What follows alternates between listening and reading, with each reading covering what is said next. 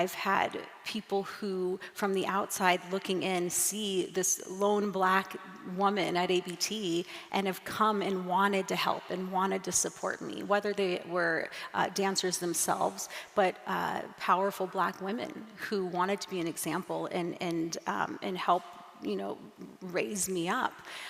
But it's also been generations and generations of other Black dancers chipping away.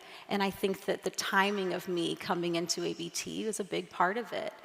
This is not just my courage. I think that there's courage behind the scenes. It takes courage for a Black dancer in the 50s to go enter into a white company and, We'll talk about that because what is often said is, well, you are the first. There's never been, and so the story of classical dance is, for Black women, basically it begins with Misty Copeland. Right, which is not at all the case. And that's definitely a part of my mission, my responsibility is uncovering, telling these stories that have been erased, that haven't been documented.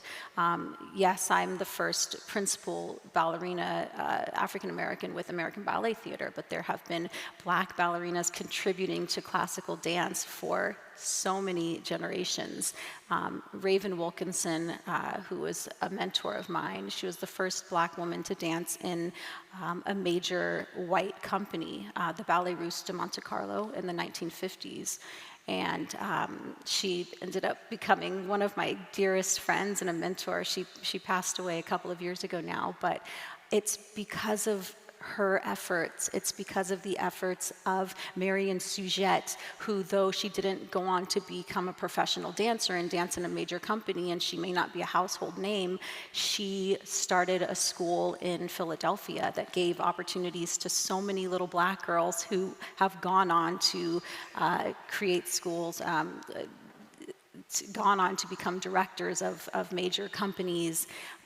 It's those efforts and those women who had the courage that have allowed me to take on, that responsibility. And, again and again, through everything that I do, it's the relationships with my elders, it's the mentorships that I've had that have given me the confidence and the courage to feel that I can do this, because I'm not alone. Though I'm alone in that space, I'm not alone. I stand on the shoulders of so many people who have put in the work and for generations and generations and deserve to be acknowledged and shown that they have contributed to this history.